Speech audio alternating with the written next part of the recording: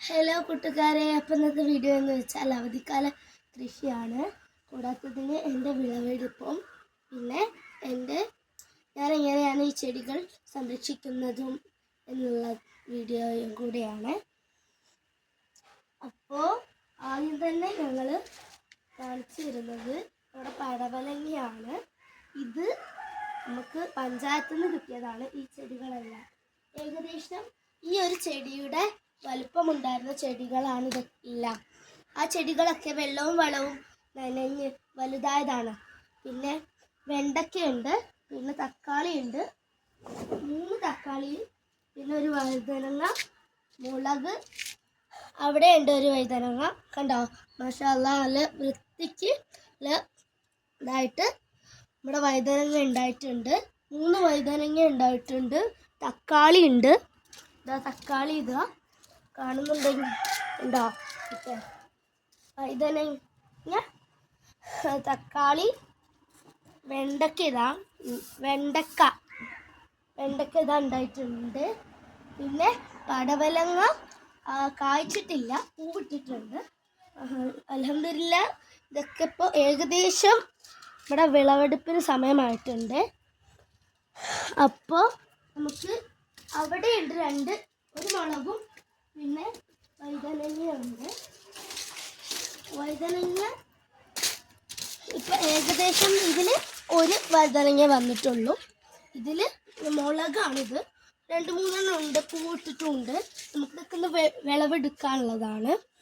പിന്നെ നമുക്ക് ഞാൻ ഇതൊക്കെ കൊടുക്കുന്ന വളം എന്താണെന്ന് പച്ചച്ചാണകം, ഒരു കൈക്കോട്ട് പച്ചച്ചാണകം അതിലേക്ക് ഒരു ബക്കറ്റിലേക്ക് ഇടുക. അതിലേക്ക് നമ്മൾ 1 ബക്കറ്റ് 1.5 ബക്കറ്റ് വെള്ളം ഒഴിക്കുക. എന്നിട്ട് ഒരു കൊള്ളി വെച്ചിട്ട് ഇങ്ങനെ ഇളക്കുക. എന്നിട്ട് ഇവിടെയുള്ള എല്ലാ ചെടികൾക്കും ഒഴിച്ചു കൊടുക്കുക. അത്രയേ ഉള്ളൂ. പിന്നെ ചകിരിച്ചോറ്, ചാണകപ്പൊടി, ഇതൊക്കെയാണ് ഞങ്ങളുടെ വളങ്ങൾ. അപ്പോൾ നമുക്ക് നേരെ വിളവെടുപ്പിലേക്ക് പോവാം.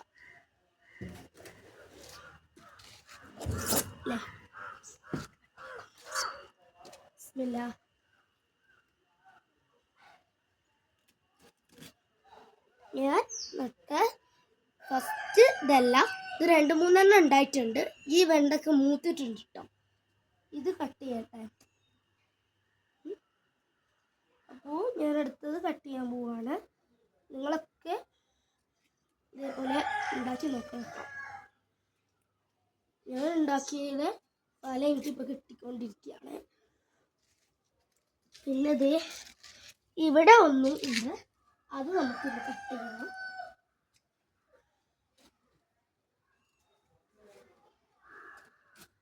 അപ്പോൾ 3 വെണ്ടക്ക കിട്ടിയിട്ടുണ്ട്. ഒന്നിവിടെ ഉണ്ട്, അത് ചെറുതാണ്. അപ്പം ഏകദേശം 3 വെണ്ടയ്ക്കാണ് നമുക്ക് ഇതിൽ കിട്ടിയിട്ടുള്ളത്. അൽഹംദുലില്ലാഹ്, 3 വെണ്ടയ്ക്ക കിട്ടി. ഇനി നമുക്ക് നേരെ മുളകിലോട്ട് പോകാം കേട്ടോ. തക്കാളിയും വഴുതനങ്ങയും ആയിട്ടില്ല, അത് ചെറുതായിട്ടൊന്ന് പിടിച്ച് വരുന്നേ ഉള്ളൂ.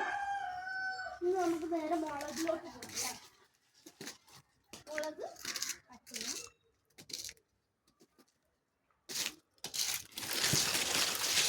ഇത് കട്ട് ചെയ്യണ്ട. 1 2 3 4 മുളക് ആയിട്ടില്ല. 2-3 ദിവസം കഴിഞ്ഞ് കഴിഞ്ഞാൽ ഇത് മൂക്കും. അപ്പം നമുക്ക് വിളവെടുക്കാം. ഞാൻ ഇത് അപ്ലോഡ് ചെയ്യാം കേട്ടോ.